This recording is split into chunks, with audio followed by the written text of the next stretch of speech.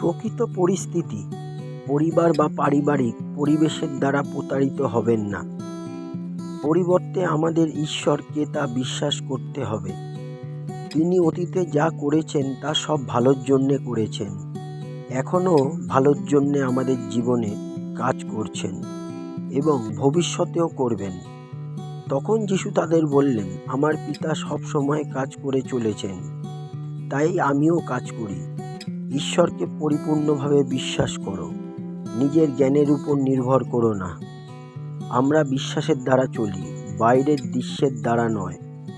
আমি আমার পরিকল্পনাগুলি কি তা জানি, তাই এগুলো তোমাদের বললাম। এই হলো প্রভুর বার্তা। আমি তোমাদের সুনিশ্চিত নিরাপদে ভবিষ্যৎ দিতে চাই। তোমাদের জন্য আমার ভালো ভালো পরিকল্পনা আছে। তোমাদের আঘাত করবার কোনো পরিকল্পনা আমার নেই।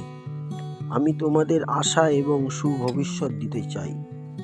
তুমি আমার গোপন স্থানে, তুমি আমাকে কষ্ট দেখে রক্ষা করবে। তুমি বিজয়ের গানের সাথে আমার চারপাশে ঘিরবে। পবিত্র পিতা ঈশ্বর, কষ্টের সময়ে আপনার প্রতিশ্রুতির উপর ভরসা রাখতে আমাদের সাহায্য করুন প্রভু।